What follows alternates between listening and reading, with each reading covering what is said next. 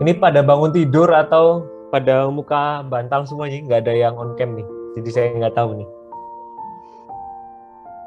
Tadi ada si Hajril, tadi pakai baju Eiger.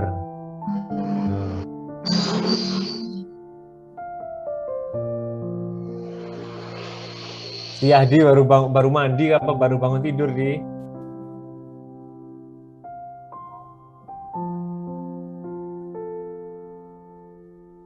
Si Adri barusan kerimbat tuh rambutnya no. Basah lepek no. Ya, si Abi, Fajar.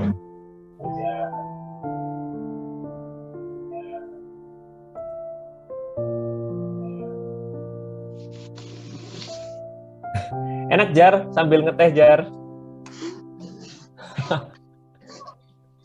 Just alhamdulillah.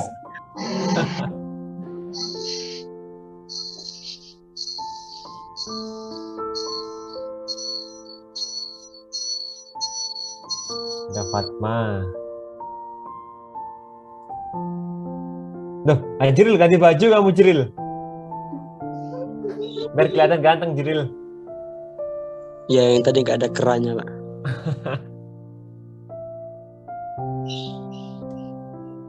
Nah, 42 orang. Udah saya mulai saja. Oke. Bismillahirrahmanirrahim. Assalamualaikum warahmatullahi wabarakatuh. Selamat pagi semuanya. Ya, semoga kalian dalam keadaan sehat semuanya. Ya, dan tak kurang satu apapun. Ya, kali ini kita akan melanjutkan materi dari pertemuan setelah UTS ya. Ketika kita berbicara tentang moderasi hoax, hate speech kemarin pada saat UTS, materi kita kali ini berbicara tentang pluralisme. Karena adalah isu yang berkaitan erat dengan yang namanya konflik keberagamaan. Banyak sekali tagline-tagline yang mengatasnamakan pluralisme atau toleransi yang berujung adanya konflik. Oke, saya nggak akan lama, tinggal saya lanjut share screen terlebih dahulu.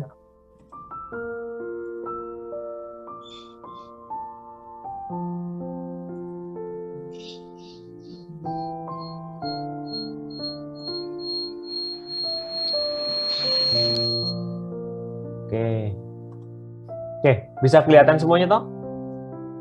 Bisa, Pak. Oke, kali ini kita akan berbicara tentang pluralisme. Nah, bagi kalian sendiri, pluralisme itu apa? Ada yang bisa kasih respon? Bagi kalian sendiri, pluralisme itu apa? Ada yang bisa kasih anunya, apa namanya, jawabannya? Ayo, silakan. Kemajemukan, Pak. Kemajemukan. Kemajemukan. Terus apa lagi?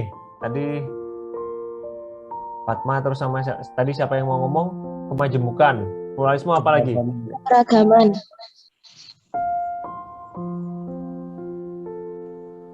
Keberagaman. Ada lagi? Paham yang menghargai pemahaman.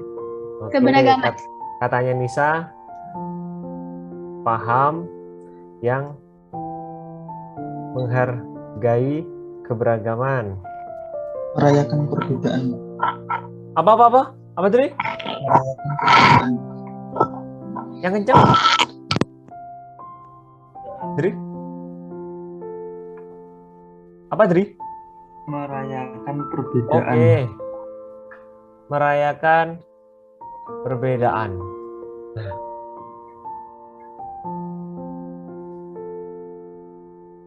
Berbicara tentang pluralisme, ya, kita bisa saja dihadapkan dengan berbagai macam definisi atau pemahaman. Jadi teman-teman kalian berbicara bahwa pluralisme adalah kemajemukan, keberagamaan, merayakan adanya perbedaan, paham yang saling menghargai adanya perbedaan atau keberagaman. Dilihat saja plural. dan juga di sini adalah isme. Berarti ini adalah suatu paham, di mana paham ini merujuk pada adanya perbedaan,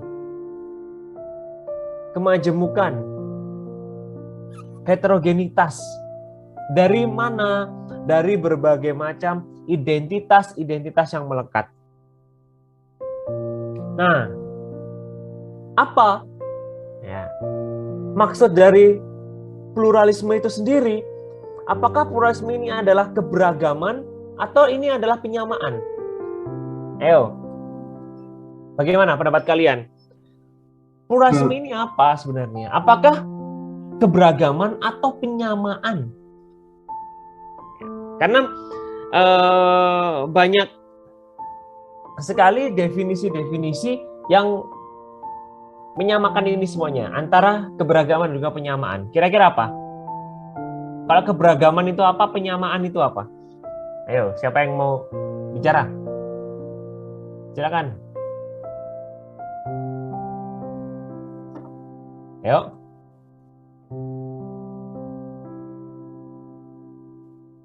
Ayo, ada yang mau ngomong? Silakan. Izin berbicara, Pak. Gimana? Siti, Musafia. Kalau menurut saya keberagaman ya suatu keadaan yang beridentitas, baik dari identitas dan keadaannya itu memang berbeda, beragam. Nah, penyamaannya itu suatu keadaan ya keberbedaan mereka itu dianggap sama, bukan dianggap sama, yang penting kita melihat secara sama, kayak sikap toleransi gitu loh, Pak. Terima kasih. Oke, terima kasih Musyafia. Dalam kurung di sini adalah toleransi. Ada yang lain? Ayo silakan. Ayo, apa? Saya, Pak. Oke, gimana Jril? Kalau keberagaman itu ya kondisi dalam masyarakat gitu, yang dimana individunya itu memiliki perbedaan seperti etnisnya gitu, jenis kelaminnya, keyakinan politik dan ideologinya gitu. Kalau penyamaan, nah di mana perbedaan seperti ideologi, agama disamaratakan, dilihatnya itu sama, jadi tidak ada perbedaan di antara tidak ada perbedaan gitu. Penilaiannya itu nggak ada perbedaan gitu, sama aja. Walaupun Oke, kalau kita melihat ya ada sedikit kegamangan atau sedikit perbedaan pendapat ketika kita berbicara pluralisme ini sebagai suatu bentuk keberagaman ya, ataukah sebagai suatu bentuk penyamaan. Kadang-kadang kita terjebak dalam dialog ini semuanya. Pluralisme beragama. Apakah kita menyamakan orang-orang umat beragama? Pluralisme etnis, pluralisme suku, pluralisme bahasa. Karena apa? Ketika kita berbicara pluralisme ini, kita akan terjebak dalam definisi yang lumayan rumit. Mayoritas versus minoritas. Karena ini akan muncul ketika kita berbicara tentang pluralisme.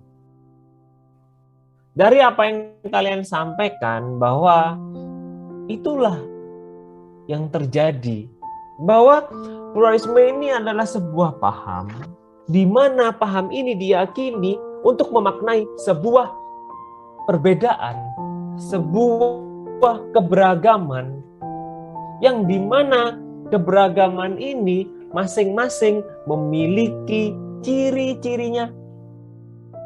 Dan kadang kita terjebak bahwa ketika kita berbicara pluralisme agama, pasti akan merujuk bahwa semua agama itu sama. Dan merasa bahwa semua agama itu mengajarkan hal yang baik.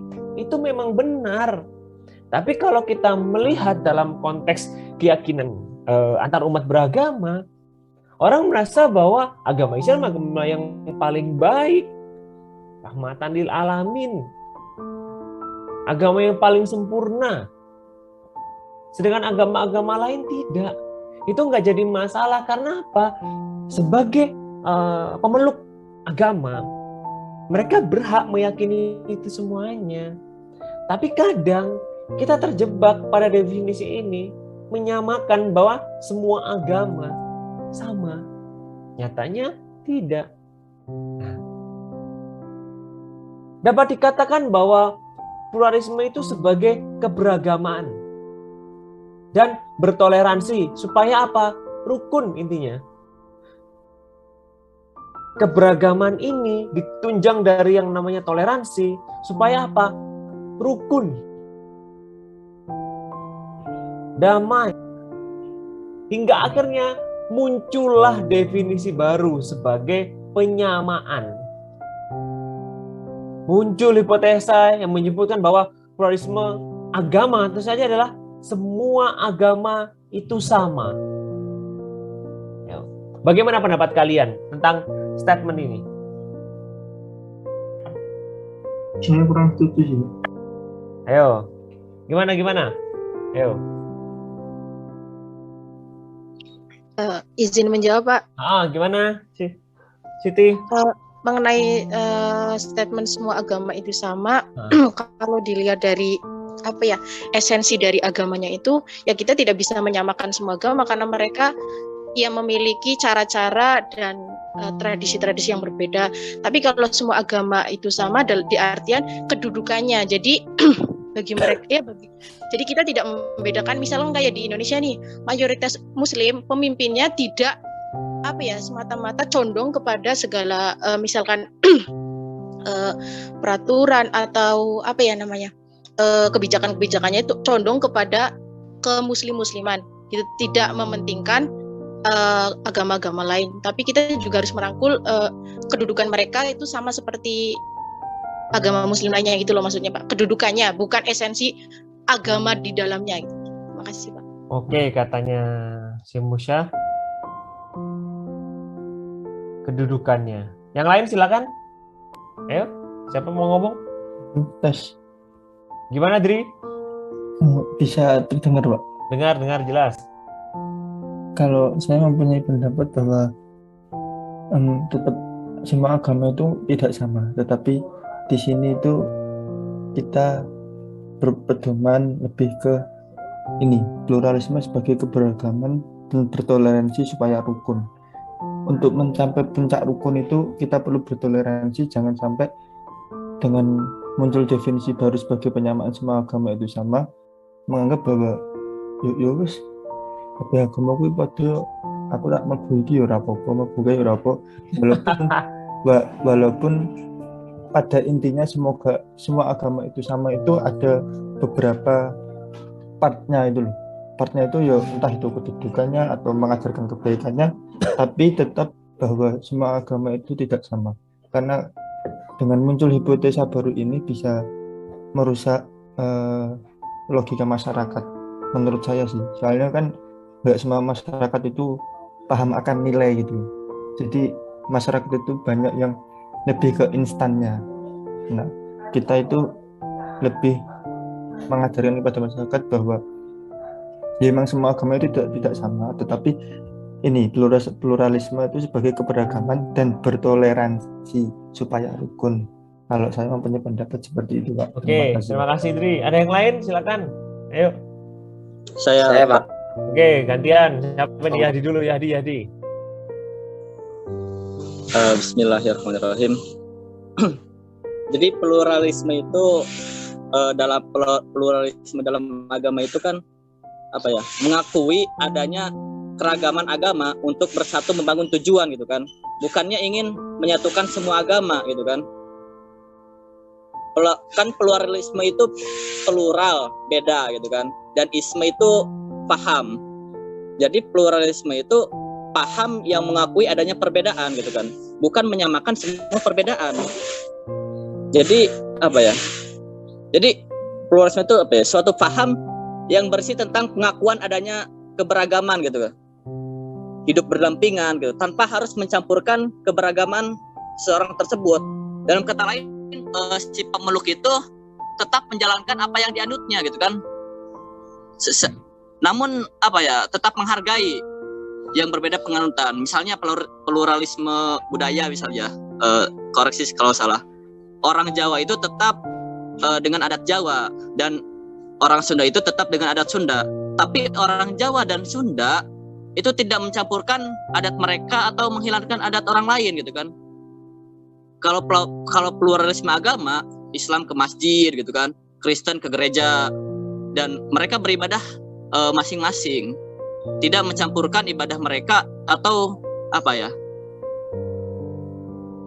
tidak mencampurkan ibadah mereka, bahkan atau memerangi tempat ibadah orang lain gitu kan. Jadi itulah pluralisme yang apa ya, yang saya tangkap gitu kan.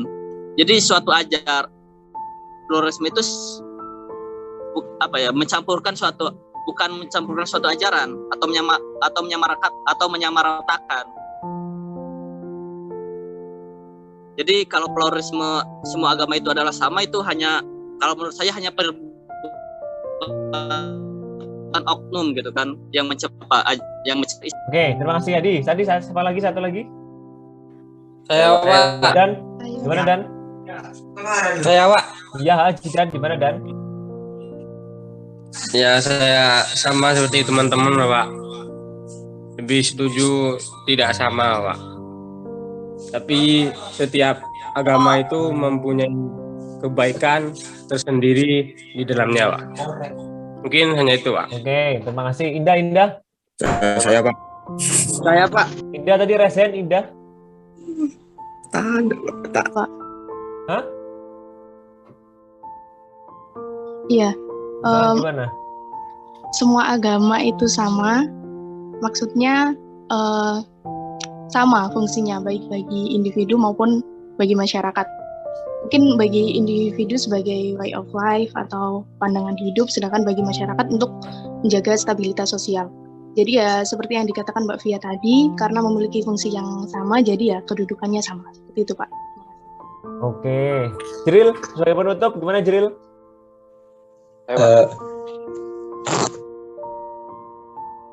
Hai, kamu masih mood? Kayak gini ya Pak. Kalau pertanyaannya apakah semua agama itu sama, ya kita lihat dari konteks agamanya dulu.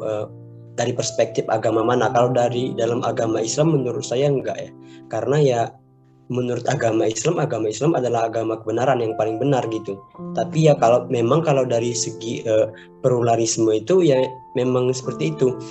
Jadi kebenaran agama itu dipandang relatif ya, sehingga pemeluk agama itu tidak boleh mengklaim bahwa agamanya adalah kebenaran. Tapi ya kalau dari sudut pandang agama itu sendiri, yang menurut saya ini, apa nggak tahu ya menurut teman-teman yang lain. Kalau dari segi Islam sendiri ya agama Islam adalah agama yang paling benar gitu, agama yang rahmatan lil alamin. Kalau dilihat dari segi konteks Islamnya gitu, agama Islam. Tapi ya menurut saya begitu juga dengan agama Kristen dan yang lainnya, yang mereka menganggap bahwa agama mereka itu agama yang paling benar. Ya, mungkin di sini maksudnya bahwasanya semua agama itu sama, karena setiap agama itu saya yakin karena setiap agama mengajarkan hal yang baik gitu kan, memiliki ajaran dan tata cara beribadah mereka masing-masing. Jadi semuanya itu yang dimaksudkan sama itu mungkin dalam konteks ya seperti kata Mbak Musyafia tadi, kedudukannya. Jadi tidak ada perbedaan di antara kedudukannya. Jika penghargaan di Indonesia misalnya terhadap agama Islam 100% gitu, ya begitu juga yang lainnya gitu. Seperti agama yang lain harus dihargai kedudukannya 100% juga seperti itu. Fikri tadi Fikri mau ngomong? Ya Pak, mungkin hanya menambahkan penjelasan dari Hajril Pak. Kalau menurut saya semua agama itu sama itu tentu tidak menurut penganut agama masing-masing, karena setiap agama pasti mengklaim, mendeklarasikan bahwa agamanya paling benar. Tapi di mata negara, saya setuju bahwa semua agama itu sama. Artinya tidak ada pembedaan hak-hak antar agama itu. Justru menjadi bahaya jika negara menganggap agama itu tidak sama, karena nanti akan ada hak-haknya itu tidak terpenuhi Pak. Hak-hak agama yang ada di Indonesia itu tidak terpenuhi. Misal ketika Islam mendirikan masjid itu perizinannya mudah. Justru sebaliknya ketika Kristen mau mendirikan rumah ibadah atau Hindu mendirikan pura itu izinnya agak susah. Berarti kan haknya itu tidak sama. Padahal di Indonesia semua agama itu seharusnya di mata negara semua agama itu sama dalam artian hak-hak dan kedudukannya. Mungkin begitu Pak. Terima kasih.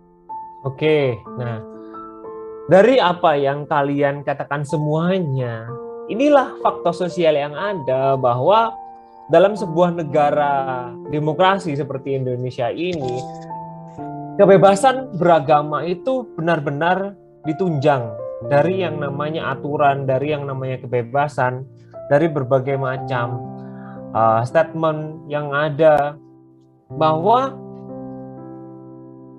kita harus sepakat bahwa pluralisme di sini memang dasarnya adalah keberagaman, di mana keberagaman ini antara satu individu dengan individu yang lain itu harus saling bertoleransi. Karena pada dasarnya setiap individu ya, manusia dengan manusia ini loh nggak sama. Apalagi manusia dengan kelompok dengan kelompok pasti berbeda. Apalagi mereka berbeda sara, suku, ras dan agama. Mereka berbeda itu semuanya. Tapi makna pluralisme di sini ditunjang bahwa ini adalah bagian dari model keberagaman dan bertoleransi supaya apa? Rukun kehidupan, ya. Sistem sosial ini supaya kondusif. Tapi dalam beberapa permasalahan sering terjadi bahwa dalam penyebutan pluralisme ini selalu diidentik dengan bagaimana apabila konteks pluralisme ini diletakkan dalam definisi agama, muncullah pluralisme agama, di mana semua agama itu sama. Apabila kita merujuk pada pandangannya Durkheim, ya, tentang yang sakral dan juga yang profan, apabila kita berbicara agama sebagai sesuatu yang sakral, sesuatu yang suci, ya, setiap agama memiliki kesuciannya masing-masing, mempunyai bentuk-bentuk relasi praktek spiritualitas atau religiusitasnya masing-masing. Tapi dalam ranah yang profan, dalam ranah praktek keberagamaan yang ada di konteks di negara, semua agama itu sama. Samanya apa? Di mata hukum, di mata negara, urusan administrasi, hak dan kewajiban. Meskipun toh kewajiban masing-masing umat beragama kan berbeda sesuai dengan kepercayaannya masing-masing. Tapi apabila kita melihat bahwa konteks agama ini memiliki hak yang sama, memang benar. Seperti apa yang kalian lihat bahwa fenomena yang terjadi kalau kita melihat konteks Indonesia, banyak sekali ketidakberdayaan umat beragama lain, ya, yang ketika mereka ingin mendirikan, ya, tempat peribadatannya, mereka dihadapkan pada suatu polemik. Ya. Pertama, polemiknya adalah ditentang oleh masyarakat lingkungan yang mayoritas. Ya. Karena dianggap tempat beribadah ini tidak sesuai, padahal itu hak mereka. Karena apa? Pluralisme ini adalah isu yang sejatinya menjadi politik pragmatis bagi kalangan-kalangan elit. Saat ini sama, seperti kalau kalian melihat apa bedanya pluralisme dengan moderasi beragama. Ayo saya tanya. Lihat, sekarang isunya kan di mana-mana kan moderasi beragama. Apa perbedaannya pluralisme dan juga moderasi? Ayo. Ada yang tahu coba? Kalau menurut saya moderasi agama itu adalah transformasi dari pluralisme, Pak. Kalau dari saya sih. Oke, katanya jadi moderasi ini adalah transformasi dari pluralisme. Transform, berubah gitu ya. Berubah bajunya berubah, dalamnya sama. Apakah moderasi ini memang dilihat sebagai suatu bentuk moderat? Kita berada di tengah-tengah, mengayomi semua agama, apalagi Kementerian Agama ini bukan hanya untuk satu agama saja, meskipun toh kita kemarin dihadapkan dalam polemik apa yang diucapkan oleh Menteri Agama tentang bahwa Kementerian Agama ini hadiah untuk satu kelompok agama saja. Apakah demikian? Karena harus kalian lihat bahwa agama, ya, ini adalah suatu hal yang sifatnya atau nilainya dihadapkan pada permasalahan individu dengan Tuhannya. Apabila kita melihat bahwa keyakinan beragama, tapi permasalahannya agama saat ini dihadapkan pada kondisi yang bagaimana negara itu bisa, ya, memiliki peran. Negara bisa hadir dalam praktek keagamaan. Salah satunya contohnya kemarin tanggal merah pada saat peringatan Maulid. Tanggal merah saja bisa digeser. Berarti secara tidak langsung agama di situ berperan. Belum tentu nanti pada saat Natal. Kita tidak tahu apakah Natal itu tetap ada hari libur atau bahkan tetap tanggal merah, tapi orang bisa ke gereja. Idul Fitri saja. Jadi kita harus melihat bahwa setiap era kepemimpinan politik pasti identik dengan berbagai macam isu-isu yang berkaitan dengan agama. Maka dari itu, ketika kalian melihat sebuah realitas sosial, temukan dulu fakta sosialnya yang ada. Bahwa apa yang dimaksud pluralisme, apa yang dimaksud moderasi. Nah, karena apa? Nih, adanya perbedaan pemaknaan. Nih, seperti yang kalian jelaskan tadi. Ketika berbicara pluralisme, ketika berbicara moderasi, ada satu kubu yang memperjuangkan yang namanya toleransi.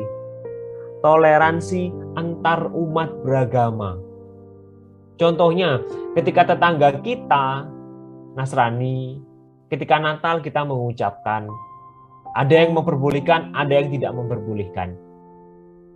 Ketika kita Idul Fitri, ya, ada Nasrani mengucapkan kepada kita, ada yang menerimanya, ada yang tidak. Atau yang bahkan ketika tetangga kita Nasrani meninggal, ya, ada yang bisa hadir, ada yang bisa tidak. Nah, ada kelompok-kelompok yang memperjuangkan toleransi ini, toleransi antar umat beragama. Tapi ada juga kelompok-kelompok yang dia membela kemurniannya. Dia membela kesakralannya. Karena apa? Merasa bahwa agama yang dianut, kepercayaan yang diyakini adalah the one and only. Satu-satunya kepercayaan yang paling baik, paling mulia, paling sempurna. Ada yang menganggap itu semuanya. Jadi, ya, kalau kita melihat bahwa pluralisme ini dikategorikan atau dibagi menjadi dua hal, yakni adalah non-asimilasi, yang artinya adalah, ya sudah, pluralisme ini adalah keberagamaan. Karena kita melihat realita yang ada bahwa negara kita, konteksnya pada saat negara kita zaman kerajaan dulu, Hindu-Buddha, kemudian pada saat penjajahan masuklah agama yang lain, Kristen, Katolik, Islam, Konghucu saat ini. Bahkan saat ini kita dihadapkan pada kepercayaan indigenous religion. Ada juga yang menganggap bahwa ini loh, pluralisme, asimilasi, ya sudah penyamaan. Kita lupakan hal-hal yang sifatnya suci. Karena apa? Ya sudah, semua agama itu sama. terlepas dari setiap orang memiliki kepercayaan, ya semua agama itu sama agamanya, tapi prakteknya berbeda-beda. Ini ya yang harus kalian pahami.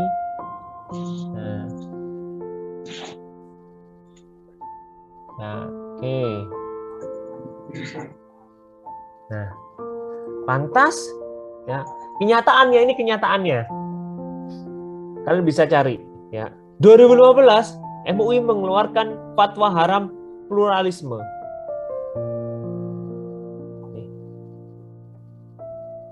Haram dikatakan tahun 2015, kalian bisa cari.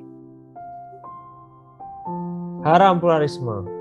Kemudian beberapa tahun kemudian ada yang mengatakan bahwa cadar itu haram. Kelompok-kelompok agama ini dikatakan kelompok-kelompok yang radikal. Terus ada muncul lagi beberapa tahun ini, muncul adalah moderasi beragama. Bagaimana kita menjadi orang yang moderat, berada di tengah-tengah saja, saling mengayomi, saling mendukung? Apakah demikian?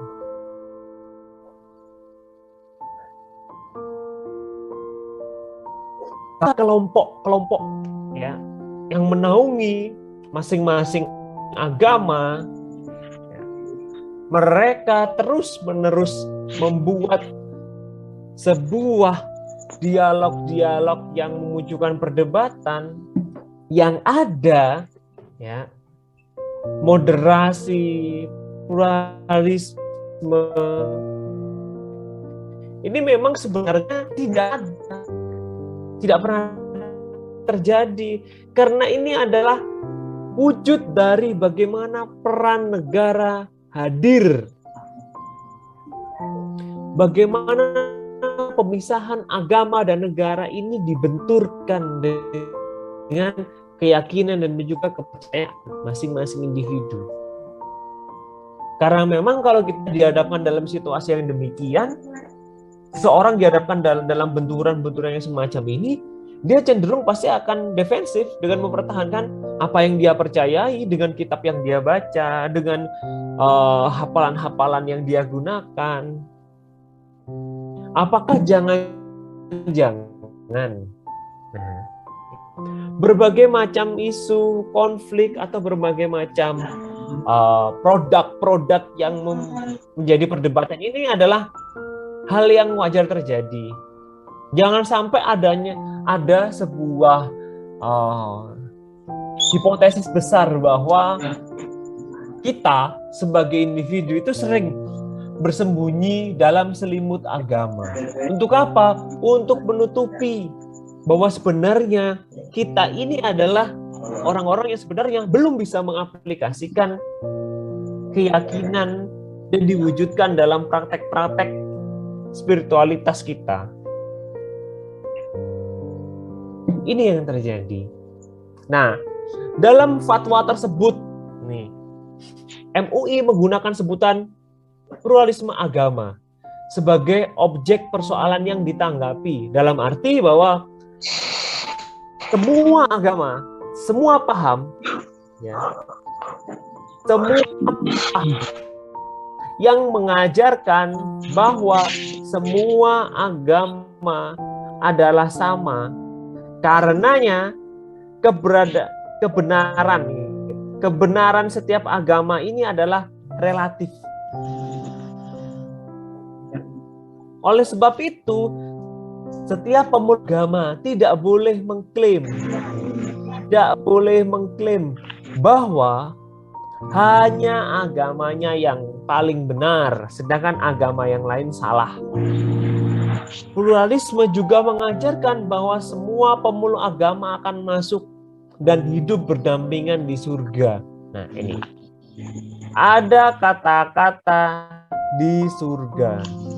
Kalau kita melihat dalam pemaknaannya Durkheim, hanya orang-orang terpilih saja yang bisa masuk surga. Karena apa? Dia menjadikan agama sebagai suatu hal yang suci, yang sakral. Kalau pengertian pluralisme agama semacam itu, ya, inilah yang mendasari, seperti apa yang ditanyakan Nadia di chat. Inilah yang mendasari bahwa penyamaan agama itu ada. Maka jelas bertentangan dengan ajaran agama Islam kalau katanya MUI. Karena memang agama Islam berbeda. Dan juga agama-agama yang lain juga berbeda. Jadi kurang pas. Kalau kita melihat bahwa pluralisme agama ini adalah bagian dari wujud dan bentuk penyamaan agama. Nah, kalau kita melihat pengertiannya, pluralisme sendiri merupakan paham yang menegaskan bahwa hanya ada satu kemanusiaan, yakni adalah keberagamaan, heterogenitas, dan kemajemukan itu sendiri. Berarti poinnya ada 3. Tujuannya pluralisme ini adalah tak lain tak bukan menegaskan kemanusiaan, menegaskan kemanusiaan yang memiliki keberagaman, heterogenitas, dan juga kemajemukan. Semuanya ini diletakkan dalam suatu fondasi, akhirnya adalah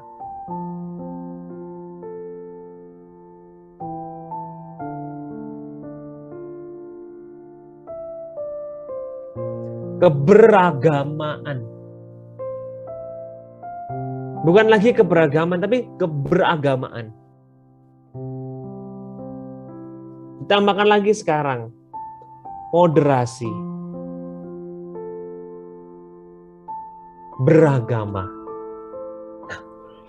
Hal-hal semacam inilah yang nantinya dapat kalian lihat, ya, bahwa sebenarnya agama itu juga menjadi bagian dari konsumsi politik, bagian dari isu-isu yang paling mudah untuk digoreng, hingga akhirnya orang udah pada rebutan ngambil, tapi dia nggak tahu bahwa gorengan ini baik atau tidak, panas atau tidak.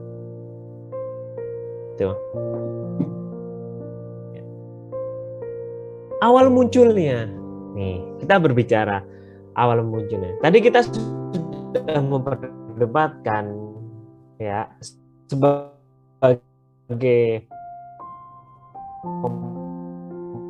pemanas kita, tapi kita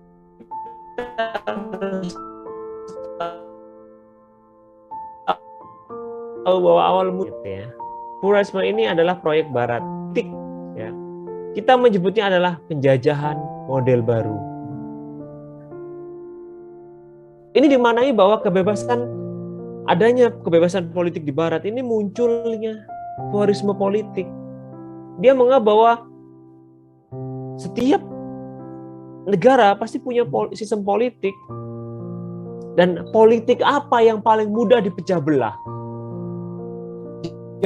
Jawabannya ditemukan bahwa dalam pemahaman sekte-sekte di barat dengan ideologi liberal, negara tidak bisa campur tangan urusan individu, terlebih dalam urusan agama. Benar-benar dipisahkan. Tapi berbagai kelompok-kelompok separatis, kelompok-kelompok ekstremis menjadikan bahwa liberalisme politik ini dapat dimaknai sebagai suatu bentuk pluralisme politik dan juga pluralisme agama. Karena apa? Agama ini adalah hal yang paling mudah dipolitisir. Kelompok-kelompok keagamaan ini adalah orang-orang yang paling mudah dihasut. Karena apa? Orang-orang yang memeluk agama adalah orang-orang yang mempertahankan kepercayaannya, secretnya. Kepercayaannya, keyakinannya dipertahankan betul. Ada isu apa? Takbir. Ada isu apa? Gimana sikapnya? Hal-hal semacam inilah yang paling mudah dimasuki, disisipi oleh pemaknaan, oleh ideologi-ideologi yang justru merusak agama itu. Maka dari itu tak jarang bahwa konflik agama ini lahir karena apa? Karena ini tadi. Penjajahan model baru ini terus dilakukan. Untuk apa? Ya untuk memecah belah umat manusia. Karena memang ini adalah fakta sosial yang ada, fakta sosial yang terjadi. Ya. Jadi mau tidak mau kita harus bisa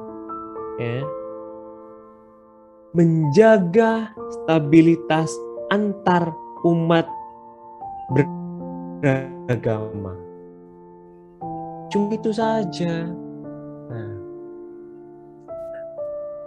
di sisi lain, sisi problematis dari keberagamaan, potensi konflik yang ditimbulkan.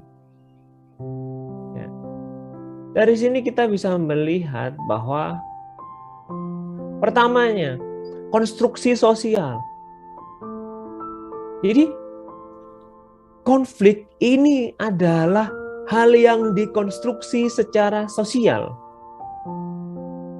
Kenapa demikian? Karena dia didasarkan pada realita-realita yang ada. Bagaimana praktek individu, praktek masyarakat dalam melaksanakan keyakinannya, wujud spiritualitas mereka kepada Tuhan, pada akhirnya dikonstruksi menjadi sebuah pemahaman-pemahaman yang sifatnya sangat privat. Hingga akhirnya dirasa benar bahwa ketika pemahaman tentang keberagaman ini sudah dikonstruksi, orang melihat bahwa wujud keberagamaan seseorang itu dinilai dari seberapa banyak orang menghafalkan ayat, seberapa banyak orang menghafalkan kitab. Semakin banyak kitab, semakin dia paham tentang agamanya. Semakin merasa bahwa agamanya paling benar, paling baik, paling mulia, paling di antara paling. Itulah yang menjadi sisi dilematisnya. Karena apa? Konstruksi sosial ini akan bertentangan apabila terjadi disaktualisasi, bila tidak dijembatani dengan pemaknaan manusia. Kita boleh merasa agama kita paling baik, agama kita paling benar, agama kita paling mulia. Tapi harus dibarengi dengan bagaimana memaknai manusia seutuhnya. Bagaimana kita memaknai manusia sebagai objek dari sebuah kajian. Bahwa manusia tidak ubahnya individu yang juga memiliki kebebasan, memiliki hak. Hak untuk hidup, hak untuk memilih, makan, tinggal.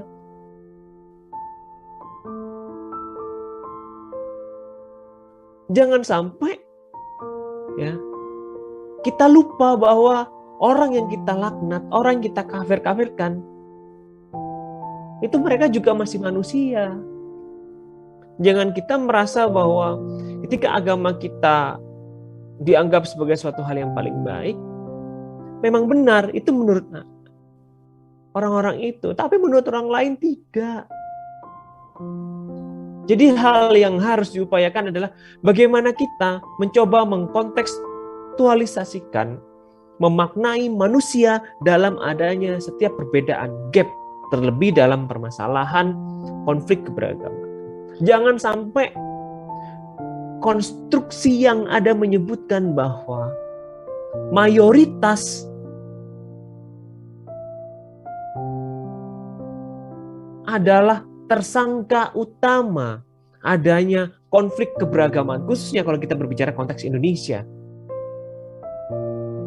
Pemboman di Surabaya dianggap bahwa orang Islam menjadi teroris. Bukan hanya ngebom gereja, tapi ngebom masjid. Menolak adanya pembangunan gereja. Siapa yang disalahkan? Mayoritas. Inilah yang terjadi. Dilematisnya itu demikian. Nah, lantas bagaimana pluralisme secara teologi dan juga pluralisme secara sosiologis? Ada yang bisa tahu? Ayo. Ada yang bisa tahu? Silakan. Ayo, ada yang bisa tahu? Bagaimana memaknai pluralisme sebagai suatu hal yang teologis dan juga pluralisme secara sosiologis? Gimana? Ayo, ada yang mau jawab?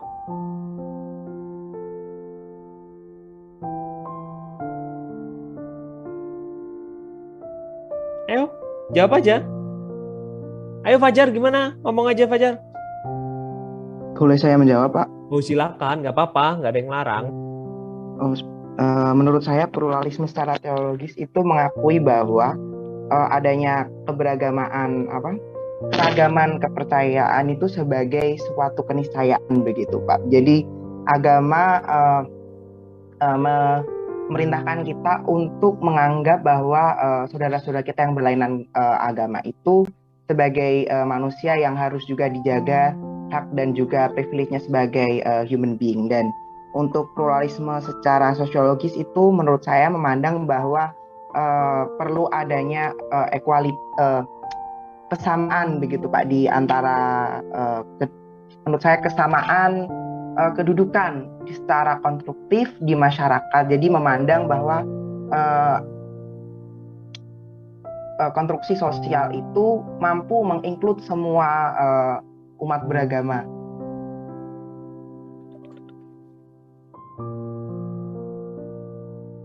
Oke, itu. Ada lagi? Saya, Pak. Ya, gimana, Jar? Baik. Kalau menurut saya ya, Pak, ini terkait pluralisme teologi sama pluralisme sosiologis. Ini mungkin saya elaborasi dikit dengan apa yang disampaikan oleh Pak Amin Abdullah ketika dalam filsafat Islam.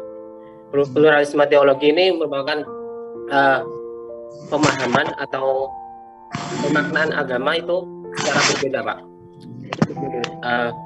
Mengapa banyak sekali agama-agama di dunia ini? Karena misalnya saja ya, ketika kita berbicara agama monoteisme, nah itu religi dibilang itu kan pemahaman terhadap agama monoteisme Ibrahim sendiri kan juga berbeda dalam pemahamannya, sehingga muncul agama Yahudi, kemudian agama Kristen dan agama Islam sebagai agama monoteisme. Jadi pluralisme teologi ini merupakan suatu seperti dalam Mas Firman tadi, pemahaman orang yang beragama terhadap memaknai yang benar teologinya itu seperti apa. Sedangkan pluralisme sosiologis ini merupakan pluralisme atau keberagaman dalam cara kita dalam beragamanya. Misalnya dalam Islam sendiri, ketika kita memahami agama kita, banyak sekali kelompok-kelompok atau pemahaman terkait agama Islam sendiri. Jadi pluralisme sosiologis ini merupakan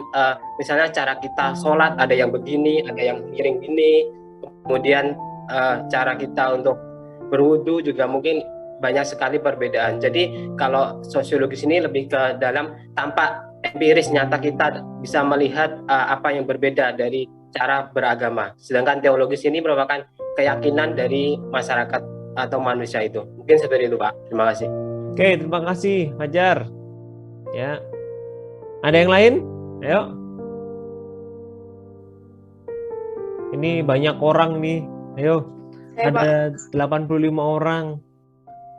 Indah, gimana Indah? Kamu lagi pengenalan studi mahasiswa akuntansi, Indah? Buatan Pak. Kamu kuliahnya double. Buatan Pak. Enggak apa-apa kalau iya juga. Jadi menurut saya kalau pluralisme teologis itu dalam konteks transenden ya, maksudnya hubungan manusia dengan Tuhan gitu.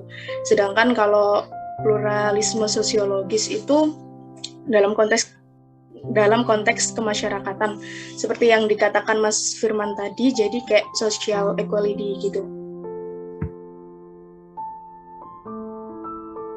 Terus gimana Dah? Maksud saya dalam perspektifnya, Pak. Oke, terima kasih. Ada yang lain silakan. Ayo, 87 orang loh.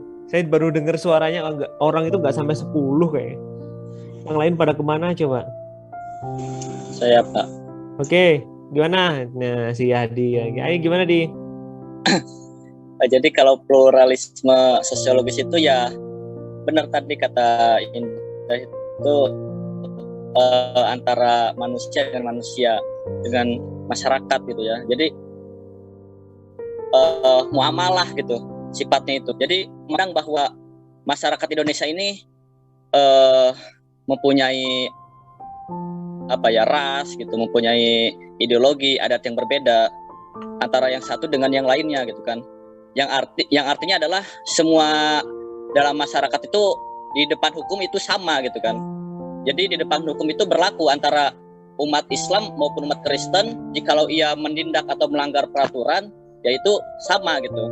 Kalau dalam suatu masyarakat, jadi menganggap bahwa masyarakat di Indonesia ini mempunyai ras, agama, adat yang berbeda gitu. Kalau pluralisme sosial, ya kalau pluralisme teologis itu ya tadi itu antara kita dengan agama atau Tuhan kita gitu kan. Secara teologisnya. Jadi pluralisme sosial itu paham yang menerima keberagaman antara sikap kita dengan masyarakat gitu. Interaksi sosial lah antara individu dengan kelompok gitu. Mungkin itu Pak. Oke, ada lagi? Ada yang mau ngomong? Silakan ya.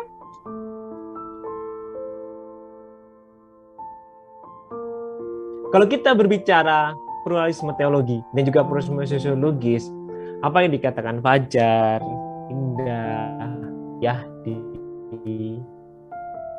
siapa lagi satunya tadi? Ya memang demikian, bahwa kalau kita berbicara teologis, ya,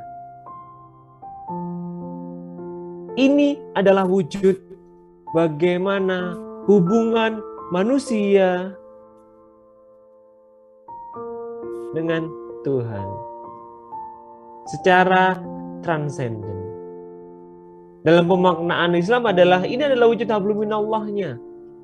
Secara teologis dia meyakini bahwa Islam adalah agama yang paling benar. Islam agama yang paling baik. Islam agama yang paling sempurna. Di hadapan individu. Dan dia melihat bahwa pluralismenya ini diwujudkan dari mana? Dari aspek yang dia yakini bahwa ya sudah, ketika saya melihat agama saya ini paling benar, paling manis sekali. Agama yang lain ya sudah di bawahnya. Gak ada agama yang paling selain agama saya. Secara teologi demikian. Tapi dalam ranah yang sesungguhnya, ini adalah secara hubungan secara privat. Secara publik, ya, hablum minanas, ya, diwujudkan dalam sebuah pluralisme sosiologis. Dia melihat bahwa dalam sebuah sistem sosial, di dalamnya itu terdapat berbagai macam individu, kelompok, pola interaksi, keyakinan, bahkan suku, agama, ras, dan budaya. Yang harus kita maknai adalah kita sadar bahwa kita ini tidak bisa lepas dari yang namanya hubungan antar manusia dengan manusia yang lain. Kita tidak mungkin bisa hidup sendirian. Bahkan orang bekerja saja dia membutuhkan bantuan orang lain. Gak mungkin orang itu memang bisa menghidupi segala macamnya sendiri, gak bisa. Dia mau ke bank ngambil uang, butuh bantuan teller. Dia memang punya lahan banyak, mau beli pupuk, dia butuh penjual. Dia mau dapat uang dari hasil panennya, butuh pembeli. Gak bisa orang. Dia pasti akan berinteraksi dengan satu yang lain. Maka dari itu, dalam sebuah pemaknaan pluralisme sosiologis, dikatakan bahwa wujud keberagamaan ini didasarkan dari mana dia tinggal, mendiami suatu wilayah, berada dalam suatu struktur sosial. Karena memang individu tak ubahnya merupakan makhluk sosial yang saling terikat, saling terkait, saling membutuhkan. Karena inilah yang terjadi.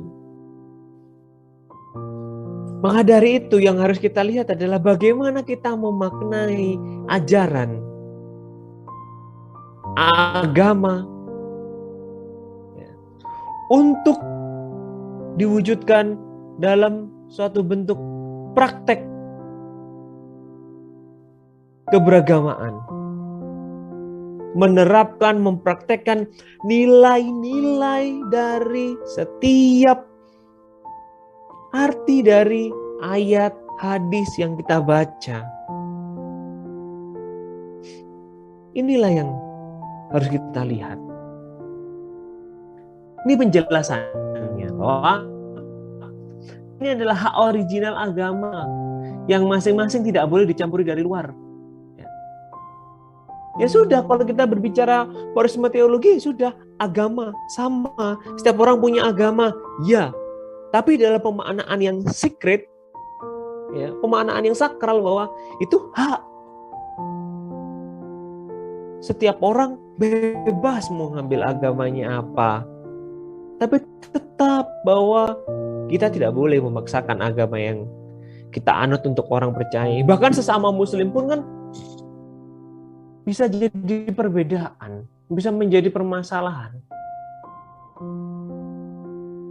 Apabila sosiologis, kebersamaan umat beragama dalam komunitas nih, keduniaan menjadi bentuk ruang humanisme. Ini loh, humanisme manusia, objek utamanya manusia. Di sini objek utamanya adalah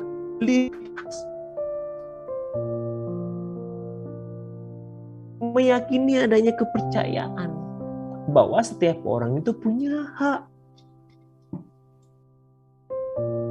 Dan setiap orang itu harus bisa memanusiakan manusia yang lain. Karena apa? Dia bagian dari manusia yang butuh dicintai, butuh disayangi, butuh dimanusiakan. Kalau kita sampai lupa itu, sama halnya kita gagal untuk menyerap apa yang agama kita ajarkan. Kesimpulan dari perkuliahan ini bahwa adanya perbedaan merupakan khasanah nasional atau hal yang secara umum ada di sekitar kita. Yang semestinya itu bukan untuk dimusuhi atau diseragamkan. Ingat tuh ya, ketika ada perbedaan, jangan membuat adanya bentuk penyeragaman. Karena perbedaan ini adalah hal yang biasa, hal yang murni terjadi dalam suatu bentuk sistem sosial. Dalam sebuah proses interaksi sosial itu terjadi yang namanya perbedaan. Tujuannya apa? Antar manusia dengan manusia dipersatukan untuk tidak bercerai-berai. Antara satu pemeluk agama dengan agama yang lain itu jangan sampai dilupakan. Meskipun toh mereka berbeda agama, berbeda keyakinan, tapi mereka adalah bagian dari manusia yang tinggal dalam sebuah peradaban.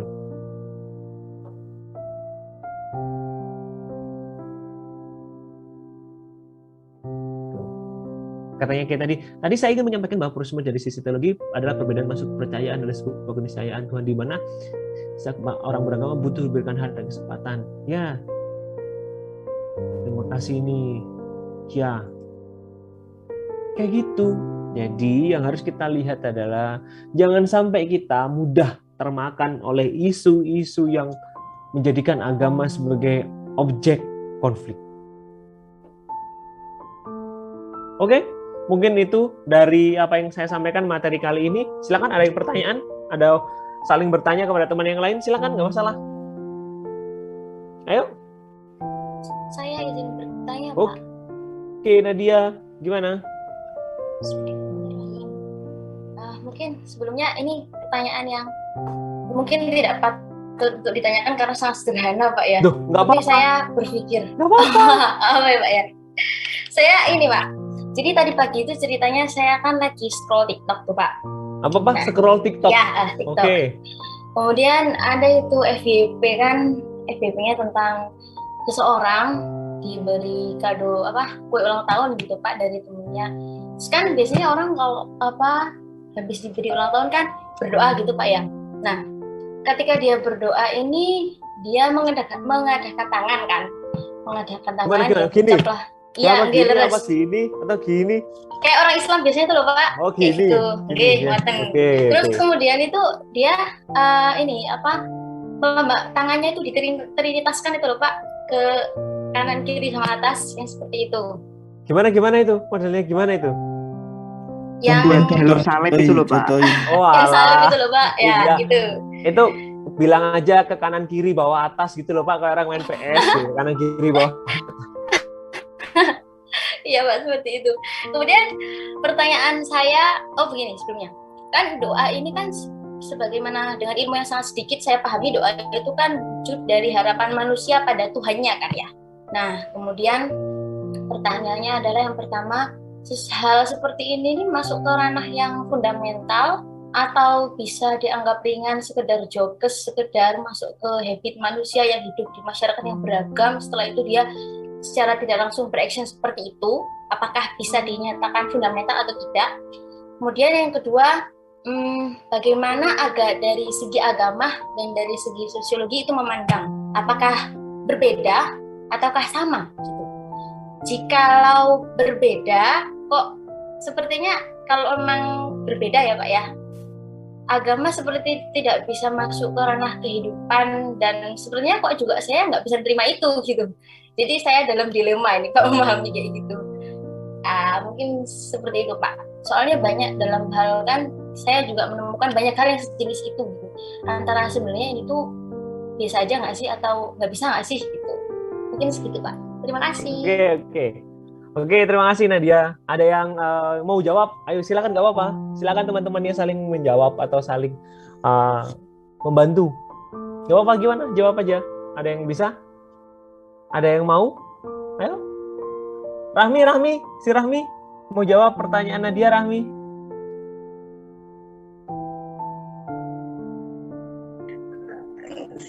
Bisa, soalnya saya mempertanyakan hal yang sama.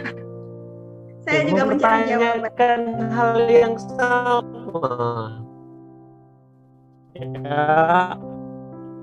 Oke. Saya mau jawab. Ada yang mau jawab? Ada yang mau ngasih jawaban dulu ke Nadia? Anugrah. Ngomong. Belum, Pak.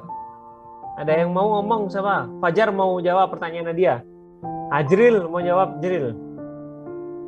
Enggak. Oke, saya Dikit aja, Pak. Oke, gimana? Tadi kalau nggak salah mungkin bisa diperjelas dulu, Mbak. Nah, dia tadi terkait berdoa ya, menadahkan tangan sama ke kiri ke kanan atas itu ya? Iya Mas, benar. Oh, baik. Kalau dari pandangan saya itu sebenarnya itu kalau dibilang hal yang fundamental enggak sih, Mbak. Soalnya itu bagian dari pengekspresian kita dalam berdoa.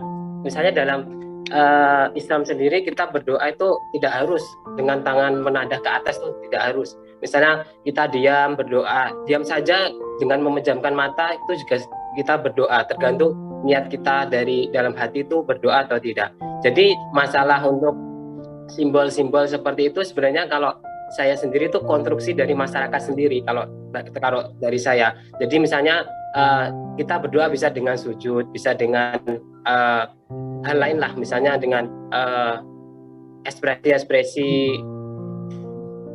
yang berbeda. Kemudian pertanyaan kedua tadi tentang perbedaan dan persamaannya. Kalau dari segi itu, kalau menurut saya tidak masalah, Pak. Sebenarnya begini, ada hal yang menarik ketika saya kemarin ikut bedah buku Jembatan, yaitu tentang buku Sambuan Wasdi. Itu beliau itu merupakan seorang Kristen yang hidup di Gresik dan dia sudah berpuluh-puluh tahun hidup di Indonesia. Ada yang menarik dari beliau, yaitu menyekolahkan kedua anaknya itu di sekolah Islam. Nah, tapi dia tidak bilang kepada kepala sekolah sebelum memasukkan anaknya, ini anak saya masuk ke sekolah Islam, tetapi bukan berarti dia Islam. Karena apa? Ini hal yang penting.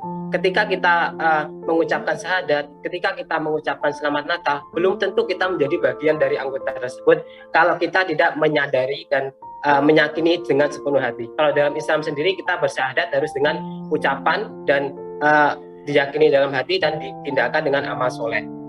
Nah, itulah yang menjadi titik penting. Jadi ketika kita tidak meyakini dengan sadar atau semua itu, kita tidak menjadi bagian dari tersebut. Jadi bisa dikatakan bahwa ketika kita misalnya kalau ada permasalahan cara berbeda, pengekspresian, berdoa berbeda, itu tidak masalah bagi saya. Karena itu merupakan ekspresi dari masing-masing individu, mau seperti apa itu bebas. Mungkin dari saya itu, Pak. Terima kasih. Oke, saya jawab sedikit ya. Dari apa yang dikatakan Nadia tadi ya, wujud dari adanya kepercayaan itu menghasilkan adanya sebuah praktek-praktek ritual. Nah, dalam pemahaman Durkheim, ritual itu lahir karena adanya kepercayaan yang sakral. Dari kepercayaan itu, wujudnya seperti yang Nadia bilang, setiap orang punya ritual masing-masing. Dalam memaknai ritual itu disesuaikan dari mana? Dari pemahaman individu dalam menyerap agama.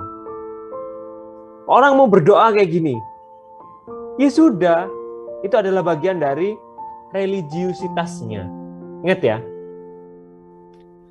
Jadi ada dua hal ya. Ada yang namanya spiritualitas, spirituality, dan juga religiosity. Religiusitas dan juga spiritualitas. Spiritualitas itu dilihat dari bagaimana dia menyerap, bagaimana dia mengaplikasikan, bagaimana dia menerapkan, bagaimana dia membaca, bagaimana dia meyakini apa yang dia baca, apa yang dia dengarkan, apa yang dia peroleh dari agamanya. Ya, itu untuk dirinya. Spiritualitas dia menunjukkan bahwa ketika saya sebagai manusia, saya harus bisa memanusiakan orang lain. Saya harus bisa menghargai orang lain. Wujudnya, religiusitasnya dimaknai, diwujudkan dari mana? Ketika ada orang Kristen, meskipun itu berbeda agama dengan saya, berbeda keyakinan dengan saya, Natal, saya ucapkan saja, hanya sebatas saya menghargai dia sebagai bagian dari manusia yang tinggal di wilayah sama dengan kita. Ketika kita tahu bahwa mereka dalam sebuah proses pengucapan ulang tahun, ada yang tangannya ke kanan, kiri, ke atas, ada yang tangannya mengepal, ada yang tangannya ke bawah, ada yang tangannya ke belakang bahkan, kalau misalnya ada yang tangannya mau dibolak-balik kayak gimana, dibolak-balik kayak Naruto gitu, berdoa gitu. Setiap orang bebas untuk mengekspresikan bagaimana wujud spiritualitas yang mereka miliki. Itulah religiusitas. Jadi wujud dari bentuk praktek yang setiap individu lakukan namanya adalah religiusitas. Contoh ya, Yahdi bagaimana wujud religiositasnya, ya. Ya. Tapi itu diwujudkan dari mana? Bentuk prakteknya. Ada orang yang meyakini, nih katanya siapa nih tadi? Nah, katanya Darul, ada yang meyakini bahwa ketika mengangkat tangan kita mengekspresikan, ya karena apa? Kita minta. Dengan orang diem saja, dia percaya bahwa Tuhan tahu apa yang kita minta. Ada juga yang berpendapat bahwa meskipun Tuhan tahu apa yang minta, tapi mintalah. Bagaimana caramu meminta? Tengadahkan tanganmu ke atas. Tunjukkan keyakinanmu bahwa kamu percaya, kamu yakin bahwa apa yang kamu minta itu dikabulkan. Karena kita tidak boleh, ya, sekali lagi mencoba untuk menyamaratakan bahwa kalau berdoa itu tangannya kayak gini, kalau berdoa itu gini, kalau berdoa itu seperti apa. Karena apa? Setiap orang punya pemaknaan masing-masing untuk dia bisa meminta dan juga berkomunikasi dengan Tuhannya. Kalau katanya Anjril mengutip buku dari Koreksi Doa dan Zikir, bahwa mengangkat tangan itu termasuk adab dan hal yang dianjurkan ketika berdoa, kecuali satu hal, yakni khutbah Jumat. Kalau kalian tahu khutbah Jumat, pada saat khotib berdoa yang terakhir, ya kalian lihat prakteknya. Allahumma gini, pasti gini. Tangannya satu gini. Allahumma firil mu'minina wal mu'minat wal muslimina wal muslimat. Tangannya ke atas, hanya satu telunjuk saja dia kadang menunjukkan tangan ke atas. Ya, hal-hal semacam inilah yang dimaknai dalam ranah yang namanya spiritualitas. Spiritualitas inilah nantinya diwujudkan dalam bentuk praktek. Prakteknya apa? Ya ritual itu tadi.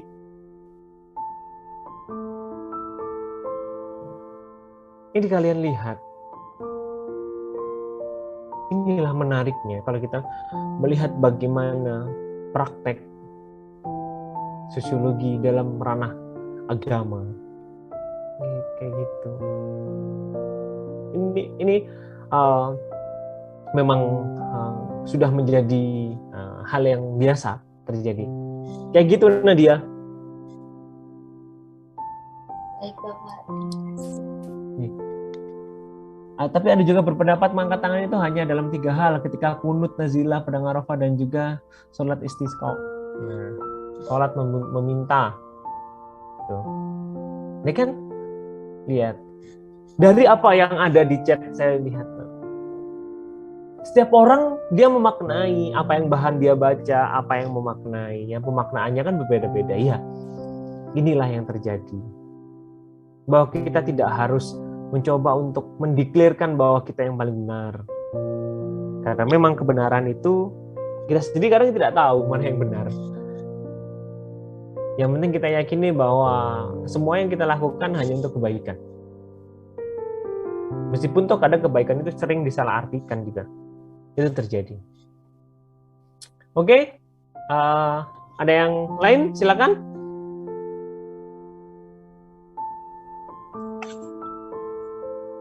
Pak, saya hanya ingin menanyakan ini saja. Kan ada pluralisme, ada pluralitas. Nah, perbedaan antara kedua tersebut apa? Terima kasih. Ayo, ada yang mau jawab pertanyaannya Hadi? Pluralitas dengan juga pluralisme. Ada yang mau jawab? Silakan, nggak apa-apa. Ngomong aja.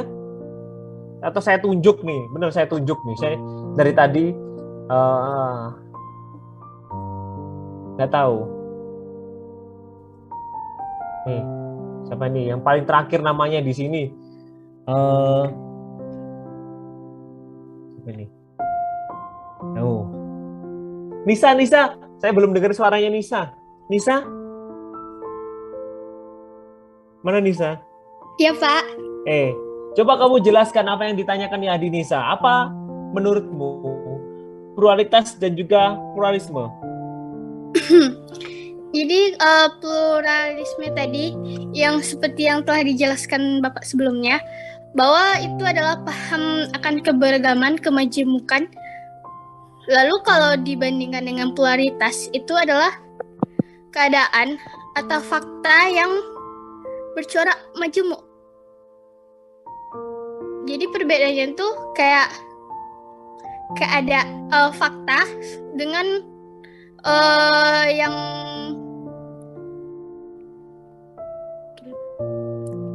gimana? Gak apa-apa, lanjutin. Keadaan atau fakta yang mengarah kepada keberagaman. Jadi kita mengetahui keadaan itu, situasi keadaan beragam. Sedangkan kalau pluralisme tadi itu kita memahami sehingga ada kata toleransi di dalamnya. Kayak begitu. Oke, itu Nisa, sudah? Ya, Pak. Ada yang lain? Rami, coba Rami jawab, Rami. Dari kamu diem ketawa aja. Gimana Rami jawab, Rami? Menurut saya, Pak, dari logika saja ini. Kalau nggak apa-apa. Dari logika juga nggak apa-apa. Dari alam gaib juga nggak apa-apa. Mungkin menurut saya pluralisme ini paham karena ada ismenya kan. Pluralitas ini keadaannya, kondisinya gitu. Sebenarnya sama intinya tentang keberagaman dan kemajemukan. Tapi pluralitasnya itu keadaannya, kondisinya, faktanya gitu. Nah, pluralisme ini pahamnya begitu. Menurut saya begitu, Pak. Terima kasih. Menurutmu begitu? Ulwan. Gimana Wan? Ulwan? Mana si Ulwan? Halo Pak, halo. Gimana Wan? Coba jelasin Wan. Apa perbedaannya pluralitas dan juga pluralisme Wan? Apa Pak? Pluralitas dan juga pluralisme.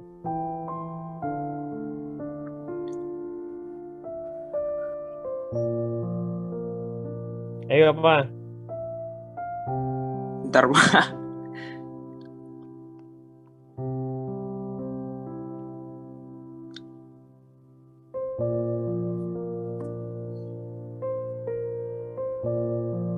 Ayo. Saya sambil buat link absen buat kalian nih.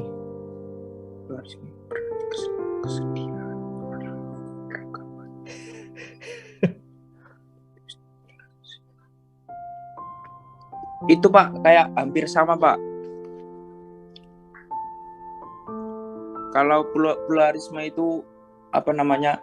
Apa ya? Pluralisme itu menerima keberagaman.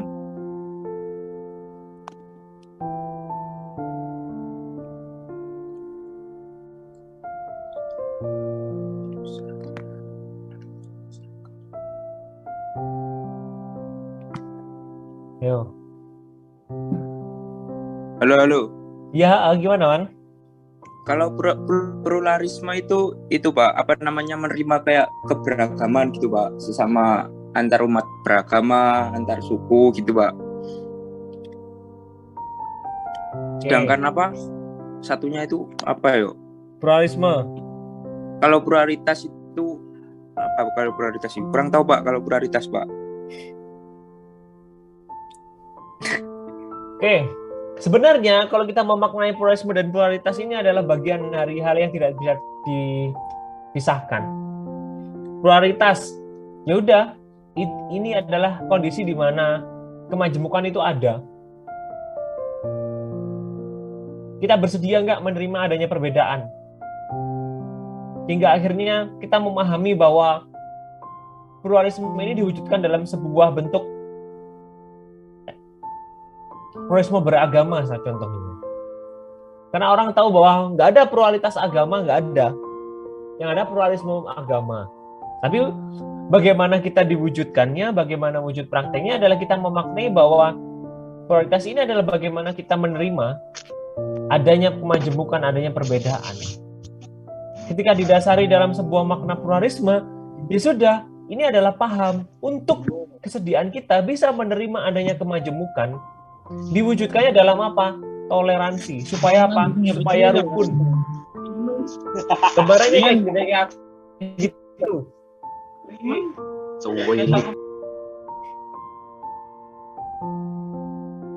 Kayak gitu. Ada yang lain? Ada gitu ya, Di? Jadi pluralitas itu keragaman yang tidak dapat ditolak ya, Pak. Jadi di mana ya bisa menghadirkan keharmonisan seperti ada laki-laki, ada perempuan gitu.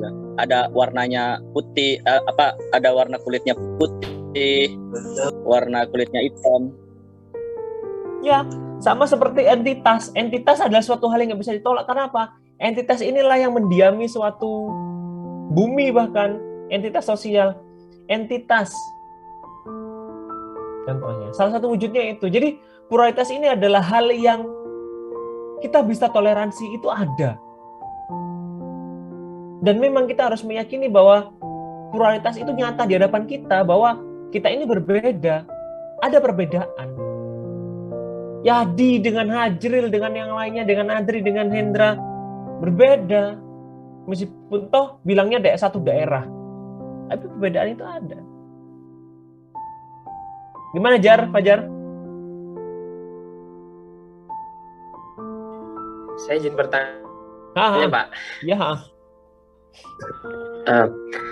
Tadi saya meng-highlight sangat menarik tentang pluralisme yang dianggap proyek Barat atau yang disebut dengan liberalisme. Nah, banyak sekali misalnya tadi Pak juga menjelaskan tentang semua itu kita memahami ajaran agama, kita juga harus tentang kemanusiaan. Nah, misalnya saja hak asasi manusia. Nah, itu hak asasi manusia sendiri pun dapat dikatakan dari pandangan kaum agamaan yang kanan atau kiri itu sebagai proyek Barat yang tidak perlu kita terapkan dalam kehidupan. Padahal nilai-nilai yang dibangun dalam hak asasi manusia, menghargai hak, kemudian dan lain-lain itu merupakan suatu ajaran agama kita. Nah, mungkin terkait itu bagaimana Pak cara kita untuk membiasakan stigma atau mindset dari misalnya banyak sekali lah di Indonesia sendiri yang saya jumpai itu masih menganggap bahwa apa yang dilakukan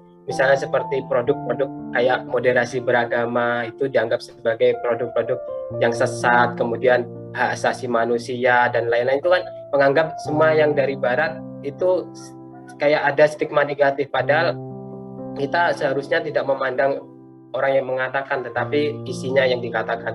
Bahkan ada juga yang mengatakan bahwa kita itu harus condong kepada budaya Timur, padahal kita tahu sendiri budaya Timur itu bagaimana banyak sekali konflik-konflik agama yang terjadi di sana.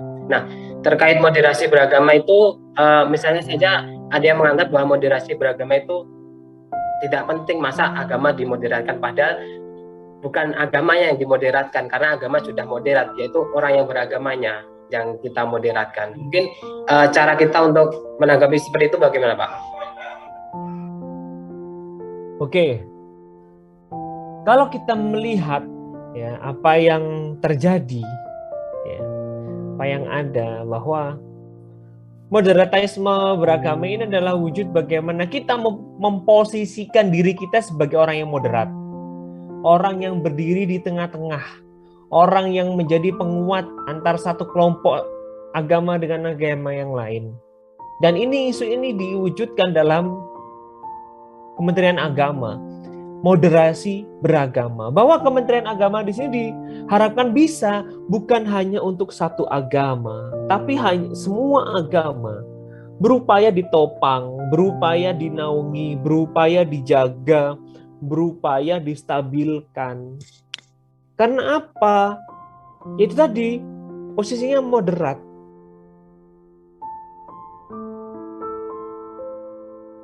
Dari apa yang terjadi, ya, kita tahu bahwa nas-nas agama Islam ini kan ya Al-Quran dan juga hadis.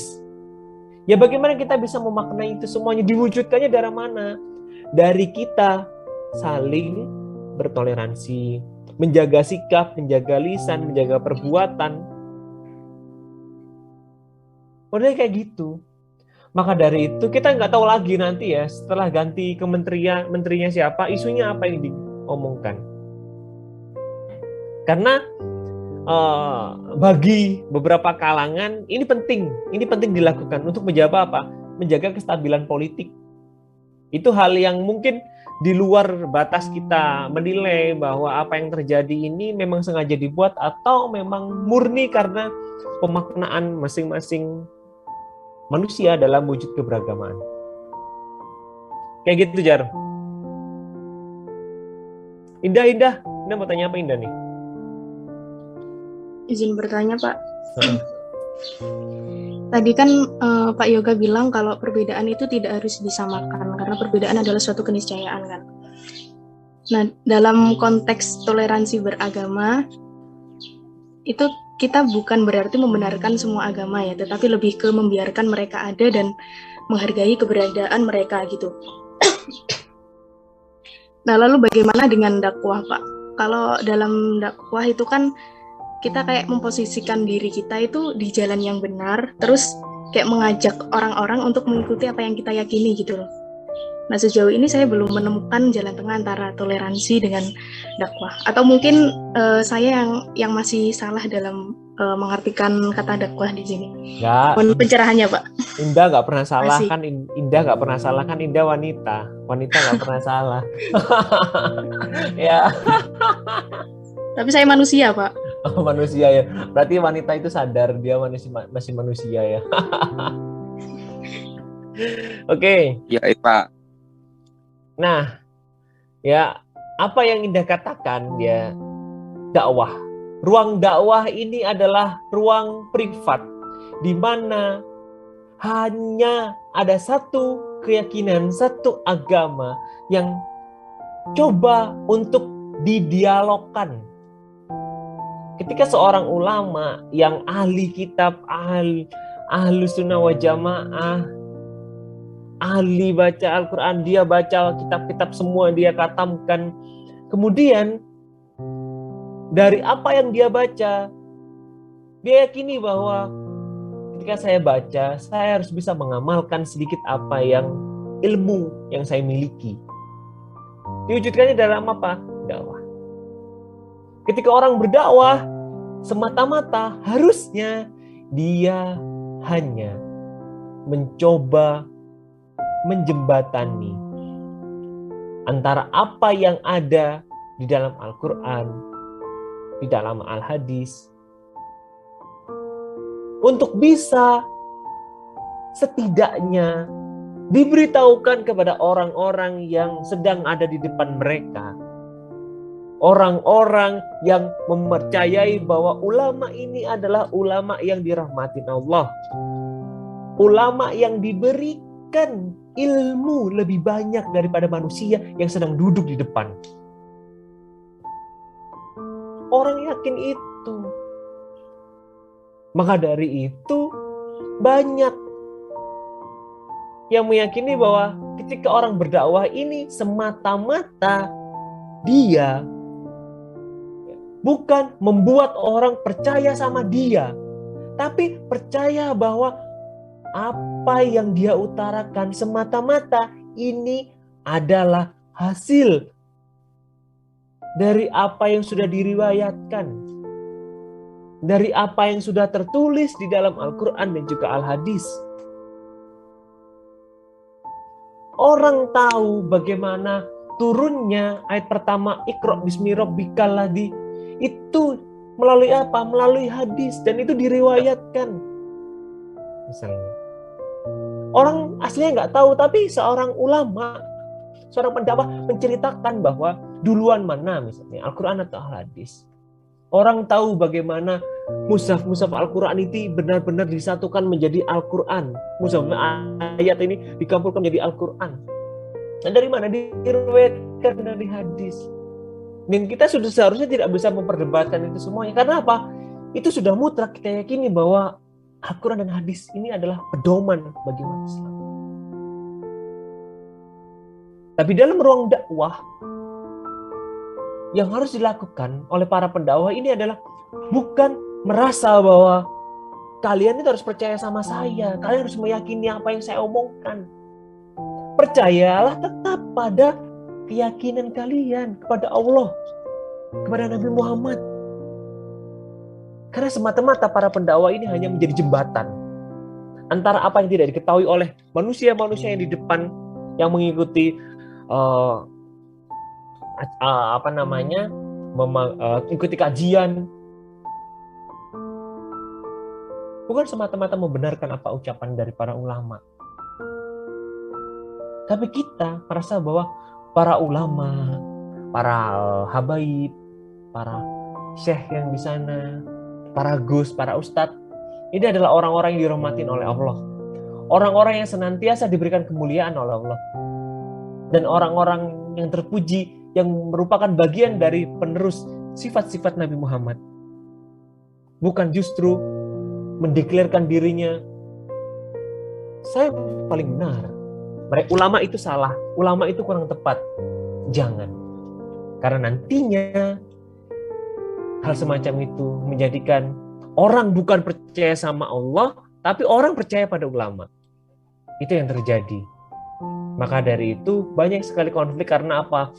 Orang terlalu mendewakan ulamanya. Ini terjadi. Dan realita di Indonesia nyata ada semacam itu. Kayak gitu. Indah. Ya Pak, siap, paham. Terima kasih Pak. Oke, sudah ya. Izin beropini Pak. Dava mau tanya apa Dava? Terakhir Dava. Dari tadi Dava nggak ngomong. Iya Pak, ini saya mungkin pertanyaan anak SMA gitu Pak. Mau kamu mana, Fa? Aduh iya. Aduh, saya pakai sarung. Gak apa-apa. Ini Pak. Iya, Pak Yoga tunggu-tunggu kamu berkomentar. Kamu biasanya paling seru sendiri komentarnya. Saya cuma mau tanya begini ya Pak. Gimana, Fa? Sebenarnya kita itu jelas nggak sih dalam memaknai pluralisme begitu ya? Bagaimana maksudnya kan kalau kita lihat dari Pancasila itu, Pancasila juga udah merupakan pluralitas gitu ya. Yang mencanangkan pluralisme ini kan mayoritas di Indonesia, tapi yang menolak juga mayoritas gitu. Sedangkan tujuan dari pluralisme ini supaya rukun. Lah gimana mau rukun? Kalau misalkan dalam satu komoditi aja udah bertengkar gitu. Kalau sekedar berbeda pendapat, oke. Tapi kan ini kan sampai menyalahkan satu sama lain. Maka di situ saya setuju bahwasannya pluralisme adalah bagian dari penjajahan. Gak cuma pluralisme sih, semua konsep bernegara, liberalisme, sosialisme, komunisme, kapitalisme, bahkan nasionalisme pun itu kan selalu menimbulkan perdebatan-perdebatan gitu Pak.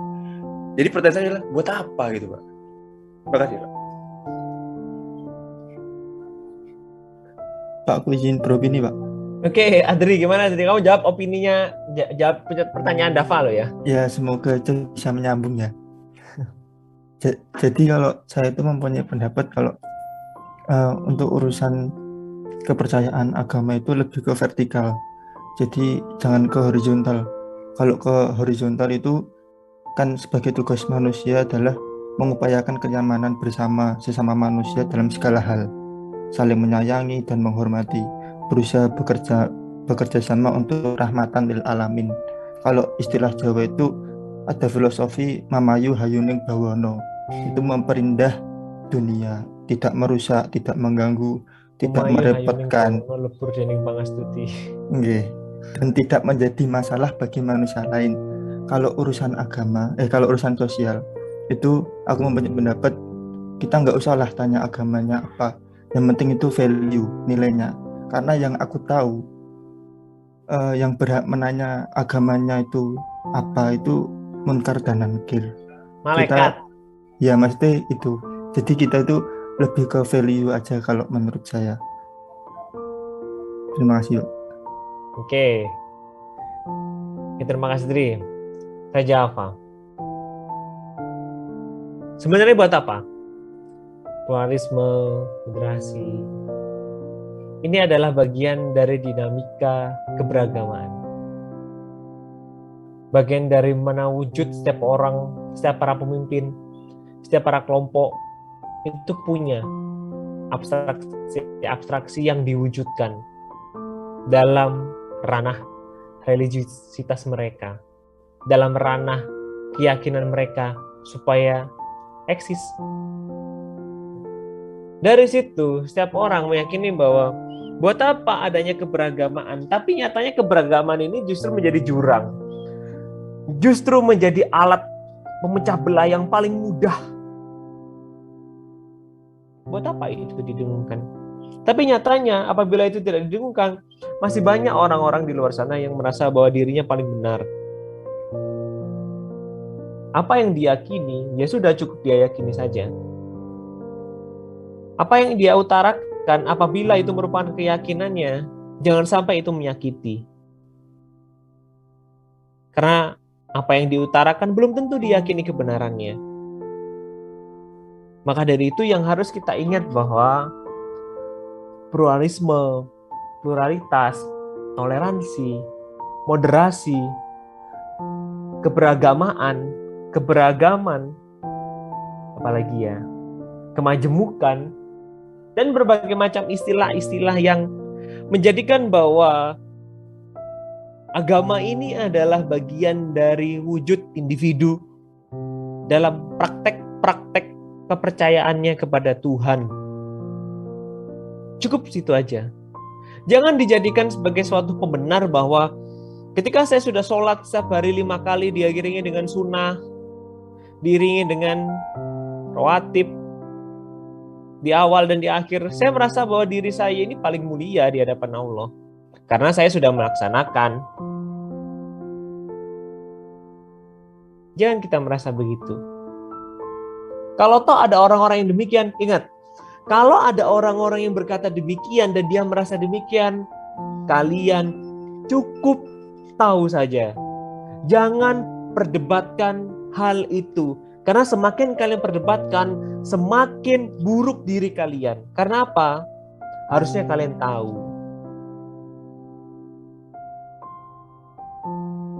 Kita merasa bahwa kita yakin bahwa agama kita seperti apa, keyakinan kita seperti apa. Ketika ada orang yang demikian, ya sudah, diamkan. Berbeda lagi kalau ada orang lain yang menghina. Ya, kita bisa melakukan tindakan yang relevan sesuai dengan apa yang kita yakini. Selama itu bukan perbuatan yang sifatnya pidana.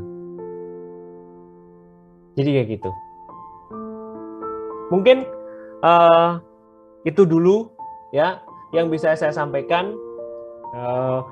Saya harus kembali mengikuti acara dari LP2M. Silakan kalian bisa nyalakan muka kalian, nyalakan video kalian capture. Absennya sudah saya buat sampai jam 12 siang. Sampai jam 12 siang loh ya. Oke. Nih, Nisa kuning-kuning mau kemana Nisa? Nisa malu. Saya sudah absen Pak, iya. Nih, udah ya. Jangan ada dusta di antara kalian sendiri Pak, saya belum absen. Saya jawab, tanya sama dirimu sendiri. Oke, kalau begitu ya kuliah saya akhiri ya. Terima kasih banyak. Gak bisa saya sebutin satu persatu nih. Abi berusaha pakai jilbab ngikutin si Mustika nih, dibenerin jilbabnya. Si Abi. Nih. Dah. Terus apa lagi nih? Gak ada nih. Bahwa nih si Ella belum mandi, ngelamun aja lah Ella. Nih, Karisma mau kemana Karisma? Serot, Bang Ngopi ya?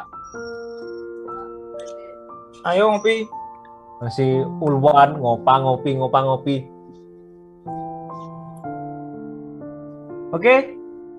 Ya, minggu depan semoga kita bisa bertemu nanti. Ya, kita ada sebagian nantinya bisa bertemu di kelas nantinya minggu depan. Nanti kita cari waktunya, ya. Oke. Kalau begitu saya akhiri ya. Terima kasih banyak atas perhatian kalian. Semoga kalian sehat selalu. Sampai jumpa dalam keadaan yang jauh lebih baik lagi. Terima kasih banyak. Mohon maaf kalau ada salah kata perbuatan. Ya, saya akhiri. Assalamualaikum warahmatullahi wabarakatuh. Waalaikumsalam warahmatullahi wabarakatuh. Sampai jumpa. Warahmatullahi wabarakatuh. Terima kasih, Pak. BLD yuk. Terima kasih, Pak. BLD yuk, BLD. Akil dengan zoom ya na. Zoom. Tata jadi sotan apa ya na. Darul Akil Uki.